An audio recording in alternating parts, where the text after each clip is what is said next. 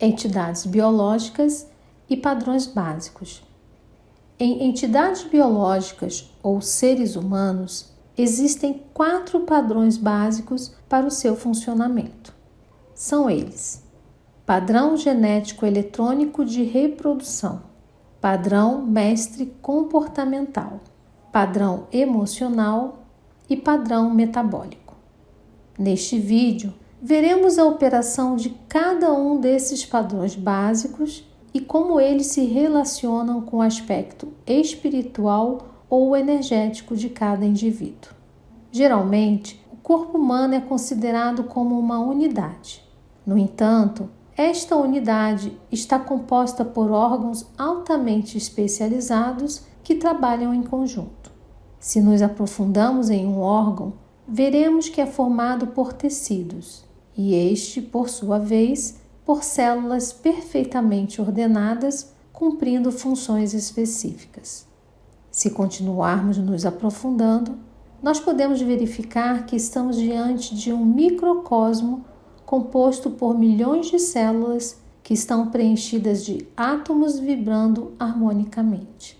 Agora, recordemos que os átomos estão compostos por analfas, as quais estão compostas por partons, ou pontos unitários de energia em perfeita harmonia, dando lugar a um maravilhoso concerto cuja manifestação é a própria vida. Portanto, já que o ser humano é uma entidade essencialmente energética, devemos enfocar o estudo de sua composição a partir de um ponto de vista não só biológico, mas de um ponto de vista integral ou biofísico.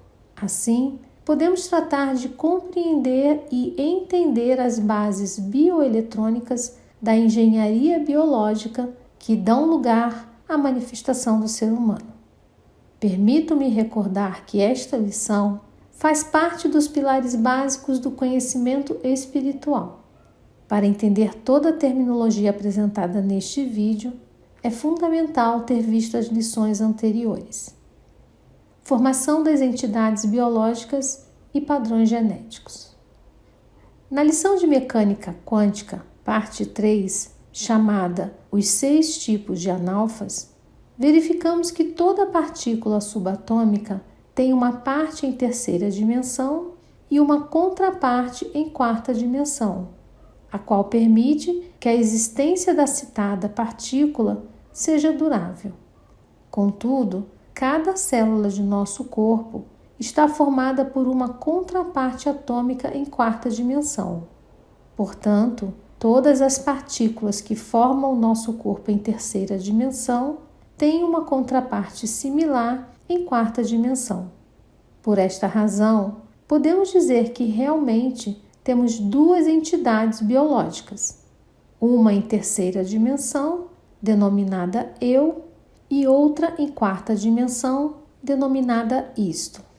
Este sistema duplamente energético, eu e isto, só funciona sob a correta execução dos 4 padrões básicos denominados: padrão genético, padrão comportamental, padrão emocional e padrão metabólico. Recordemos que um quanta energético está formado por 12 milhões de partons e um quanta genético está formado por 1.200 quantas energéticos.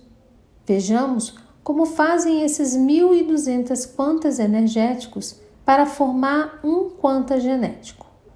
Os primeiros 100 pontos quanta formam 2 círculos de 50 pontos cada um, os quais contam com um campo magnético adesivo tipo Kun. Com os 200 pontos seguintes, originam 2 círculos duplos chamados correntes estáticas, de 50 pontos cada uma, e com um campo magnético estático distensor tipo Quêmio. Dos 900 pontos restantes, alguns deles são presos pelos círculos com um campo magnético adesivo tipo Kun, que os comprimem e os fixam em seu interior, formando assim os citoembriões primários. Outros pontos do quanta são atraídos pelas correntes estáticas distensoras tipo quêmio para formar os citoembriões secundários. Estas são as representações simbólicas dos citoembriões, células embriões, primário e secundário. Ao agruparem-se 2 citoembriões primários e 4 citoembriões secundários, forma-se um quanta genético. Estes citoembriões primários e secundários formam um circuito que distende os quantas soltos e os agrupa novamente, ou seja, os citoembriões secundários do tipo quêmio prendem quantas soltos e os distendem ou separam. Os pártons soltos são capturados pelos citoembriões primários tipo cum, os quais contam com um campo que volta a uni-los, a agrupá-los ou reconstruí-los e os transformam novamente em um quanta. Desta forma, se estabelece uma atividade de retroalimentação ou feedback em cada um dos quantas genéticos. Esta ação se realiza com a finalidade de prestar um serviço de atualização constante da essência eletrônica que compõe o ser humano. 60 destes quantas genéticos se reúnem para formar uma cápsula da qual se somam suas voltagens e dão lugar a um revestimento de plasma elétrico que envolve o grupo.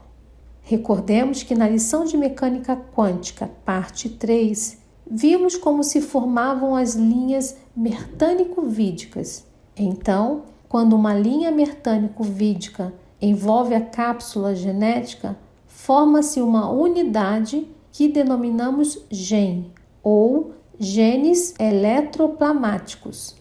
Este gene também é conhecido como unidade eletrônica vídica ou unidade bioeletrônica.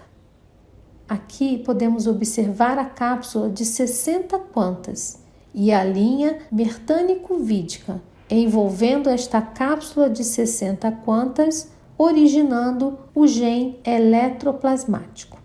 Em resumo, um gene eletroplasmático se forma pela associação de uma cápsula de 60 quantas genéticos, rodeada de uma linha mertânico-vídica com informação específica para transmitir um caractere hereditário como cor de olhos, forma de cabelo, altura, etc. Este gene é que realmente indica ao DNA como deve trabalhar para transmitir os caracteres hereditários.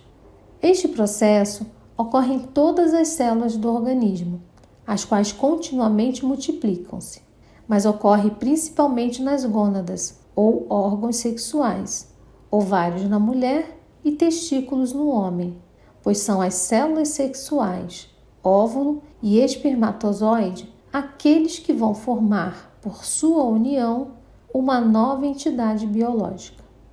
As gravações das linhas mertânico-vídicas das cápsulas genéticas se imprimem como se fossem as letras de um código e dão lugar a padrões eletrônicos de 2 tipos.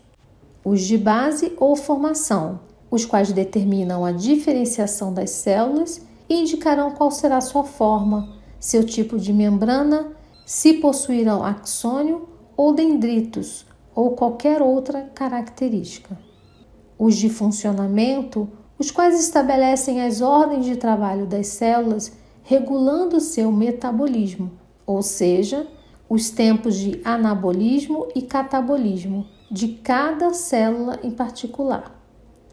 Quando esses padrões eletrônicos transmitem sua mensagem, uma vez que a célula esteja formada, se situam dentro da mesma segundo sua polaridade. Assim, os padrões de base se localizarão no polo sul da célula e os de formação se localizarão até o polo norte da célula. Todas as células possuem estas polaridades e estão em harmonia com a polaridade do globo terrestre. É por isto que quando uma ave põe um ovo para chocar em uma determinada posição e nós o invertemos, o filhote não nasce, já que a orientação daquele ovo tem a ver com a orientação dos polos magnéticos da Terra em uma correspondência harmônica. Os padrões de base e formação são como linhas eletrônicas que têm escrito um código semelhante às letras do alfabeto. E a partir desses padrões se vão reproduzir os primeiros fatores de formação ou integração para dar origem às primeiras moléculas que integram a este nível os primeiros ácidos ribonucleicos e desoxirribonucleicos, assim como os primeiros nucleotídeos. Voltemos um pouco às nossas aulas do primário e secundário. O nucleotídeo é a primeira unidade genética que dá avanço à base pirimídica, a ventosa e o fosfato, que são a base química para a transmissão do informe hereditário a partir da união de nucleotídeos, e dependendo de sua sistematização, surgem as primeiras correntes simples e depois a corrente helicoidal dupla do DNA ou ácido desoxirribonucleico. Para a nossa ciência terrestre, se conhece que a atividade genética tem sua base química no DNA. Mas quem comanda o DNA para que transmita determinadas características? A resposta são as linhas mertânico-vídicas, que formam os padrões eletrônicos e que servirão como uma espécie de planilha ou molde, que reproduzirá os fatores de integração para que as primeiras moléculas se organizem.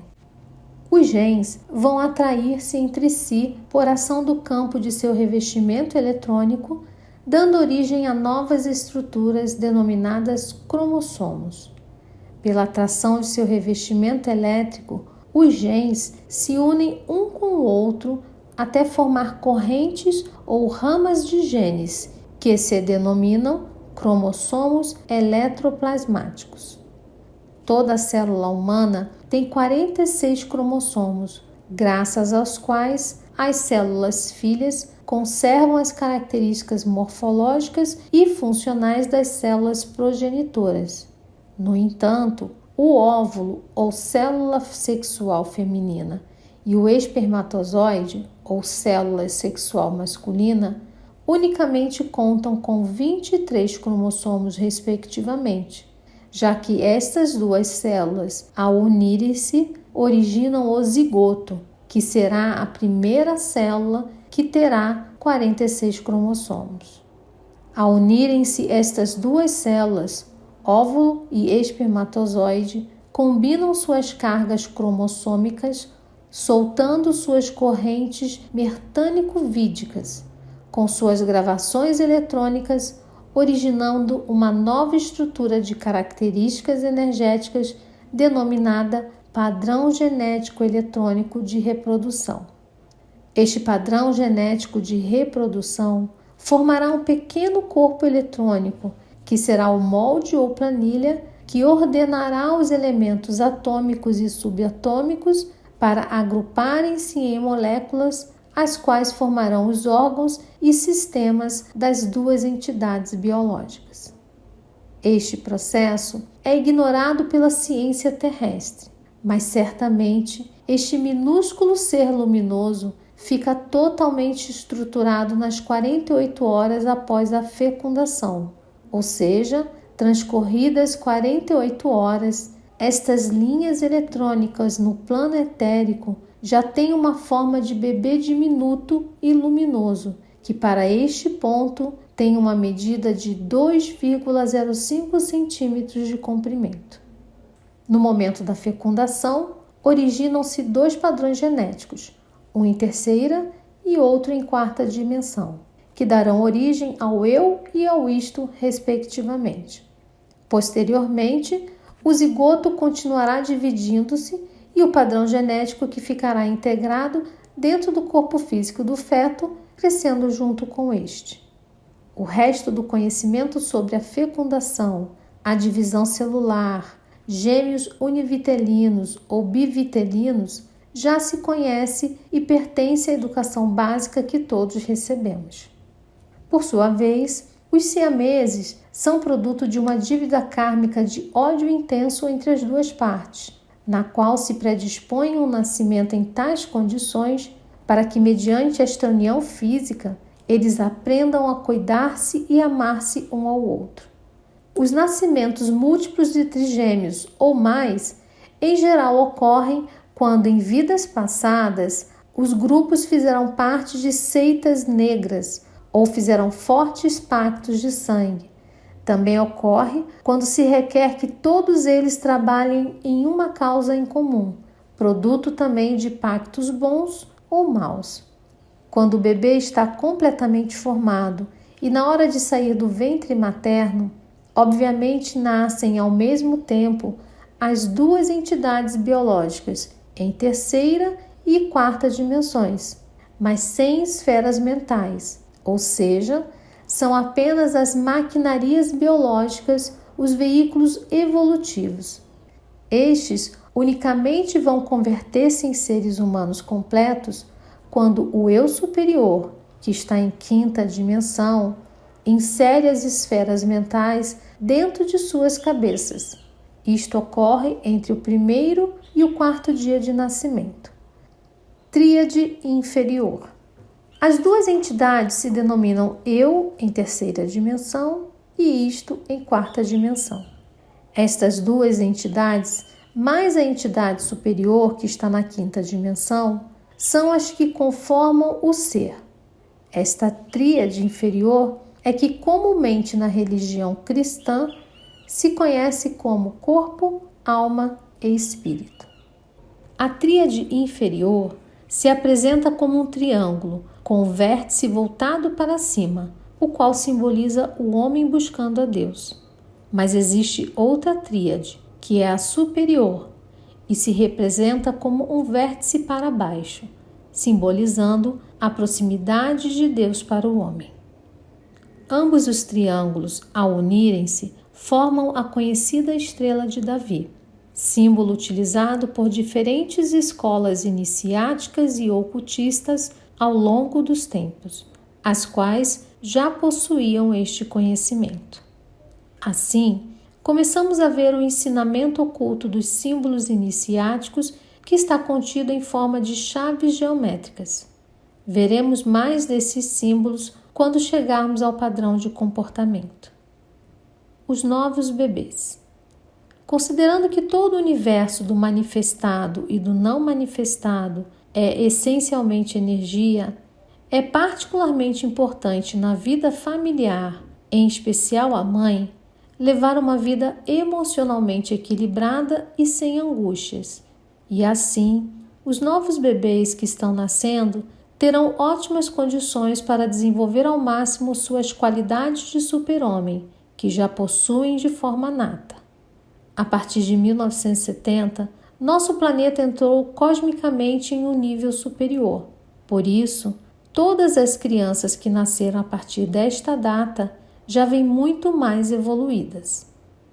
Uma vez nascida, a entidade biológica é controlada por outros padrões que funcionam eletrônica e eletricamente, que são o metabólico, o emocional e o comportamental. E todos se encontram no nível da cabeça, no corpo caloso. Padrão metabólico. Este padrão está localizado na parte inferior do corpo caloso em cada uma das entidades biológicas. Rege a atividade vegetativa, ou seja, os mecanismos que mantêm o organismo humano em perfeito estado de funcionamento, os quais se realizam sem a ajuda da vontade, como as cicatrizações, a digestão e todos os processos orgânicos.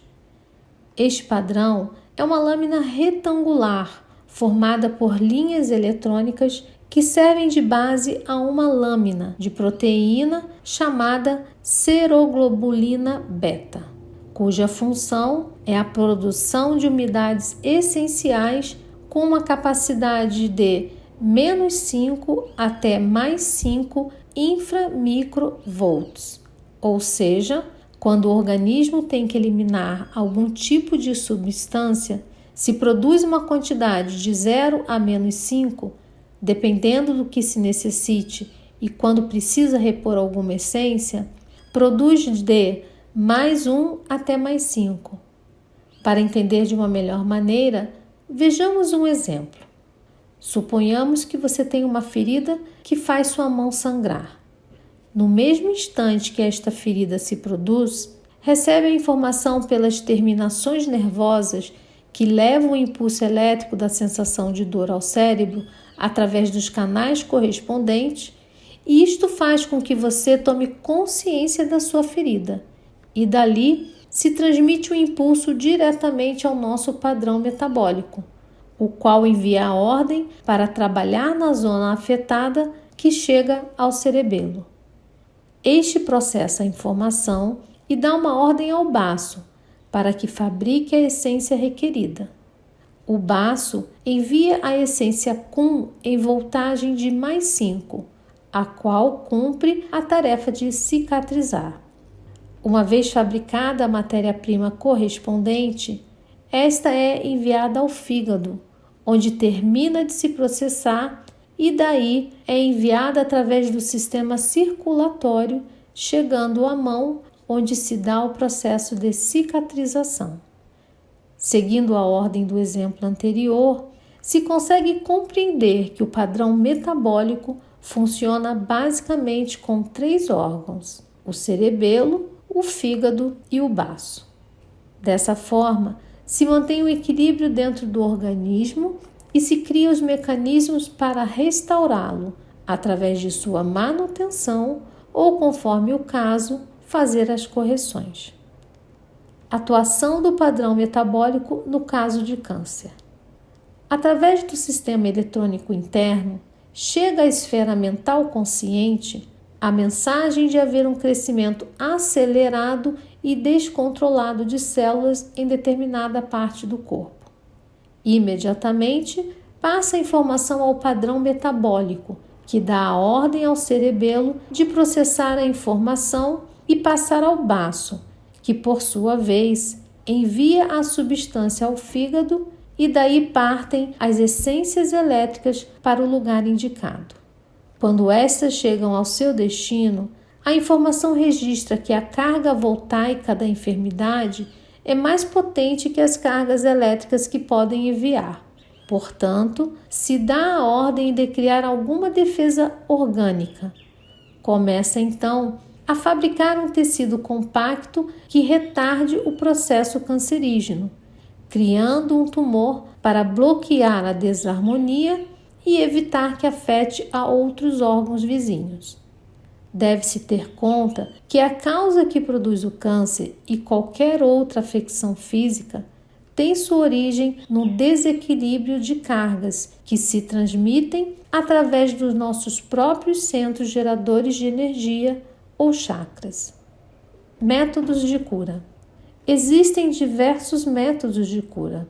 O da medicina tradicional, que consiste em curar o efeito por meio de um mecanismo contrário. Por exemplo, se a pessoa sofre de acidez estomacal, recomenda-se um antiácido, mas ali somente está curando o efeito que o produz o mal. No caso da medicina homeopática, busca-se a cura do mal com um antídoto similar ao do próprio efeito para forçar ao padrão metabólico a produzir antiácidos de forma natural. A medicina eletrônica não trabalharia neste caso com ácidos nem antiácidos, mas diretamente trabalharia energeticamente sobre o chakra correspondente e o órgão específico, tratando de combater a causa que produz tal efeito. A medicina cósmica tem uma semelhança com a eletrônica, em virtude de que trabalha sempre sobre a própria causa, mas mais além do plano físico, posto que o ser humano está predisposto a sofrer de 3 tipos de enfermidades: as emocionais, as da mente e as produzidas em consequência das anteriores, ou seja, as doenças e dores físicas. Por isto, antes de pretender curar nosso corpo, comecemos por curar nossa mente e nossas emoções. Mais para frente, farei um vídeo completo sobre como usar a medicina cósmica. Padrão emocional. O padrão emocional será localizado na parte central do corpo caloso e consiste em uma pequena lâmina de seroglobulina beta, dividida em 7 anos, correspondendo a cada um de nossos 7 chakras. O padrão emocional leva a um controle rigoroso das deficiências ou excessos energéticos do organismo que são captadas por cada um dos chakras principais. Por exemplo, quando chega um impulso a um determinado chakra, seja por meio externo ou de nossa própria mente, este é recebido e gravado por descargas elétricas na área correspondente, ou seja, como uma impressão de dor ou alegria. Se impregnará no chakra ao mesmo tempo em que é assimilada pelo padrão emocional como um registro dentro do ser humano. Estas energias, recebidas e gravadas, vão gerar bem-estar, dor ou doenças, de acordo com a qualidade da energia entrante. Lembremos que os chakras são organizadores da própria energia dentro do organismo humano. E quando são submetidos a fortes descargas provenientes do meio externo ou interno por intermédio de nossa mente, tratam de canalizar estas energias. No entanto, chega um momento em que todo esse acúmulo energético sai de seu alcance, já que em muitas ocasiões as pressões são maiores que nossa própria capacidade de mantê-las equilibradas. Aqui vemos a representação da pequena lâmina de seroglobulina beta, que forma o padrão emocional dividido em 7 segmentos. Conforme as gravações que nela existam, as respostas serão muito diferentes. No caso de pessoas que sofrem grandes tensões e que se submetem a grandes pressões, chega o momento em que a matéria não suporta mais e tem que abrir uma válvula de escape de alguma maneira. Quando os chakras e o próprio padrão emocional não conseguem resistir às altas pressões, é quando se apresenta logo os coálogos sanguíneos dentro do coração, gerando pressões no peito e, ainda pior, os infartos. Às vezes, estas tensões são tão altas que originam tromboses, consequências das mesmas coagulações sanguíneas. Contudo, se a pessoa é de caráter doce, aqueles seres que lhes faltam mãos para dar, mas que entram em conflito diante de qualquer situação ou problema que se apresenta em seu meio, criam grandes desajustes em seu nível de açúcar, dando lugar à hipoglicemia ou, no pior dos casos, à diabetes. Do mesmo modo, quando recebemos estímulos eróticos e sem controle da mente, chegam ao nosso Muladhara, chakra raiz, através de uma descarga tipo Dum do ar, de ação luminosa, se ativa a libido. Se estes estímulos chegam em momentos inadequados e sem controle, vão produzir no ser humano um desperdício da energia sexual, o que se traduz em irritabilidade, desgaste, danos nos órgãos vitais e velhice prematura. Se os estímulos recebidos do meio ambiente são do tipo emotivo, seja familiar, profissional ou da sociedade, estes são recebidos por nosso chakra do plexo solar, o centro de controle das emoções. Devemos canalizar e controlar adequadamente estas energias para não nos deixarmos afetar por coisas externas, deixando-nos menos reativos, menos instintivos, menos impulsivos e menos sensíveis. Assim, alcançaremos a verdadeira sensibilidade. Nosso centro, o chakra umbilical, recebe tudo o que está relacionado com o controle de temperamento.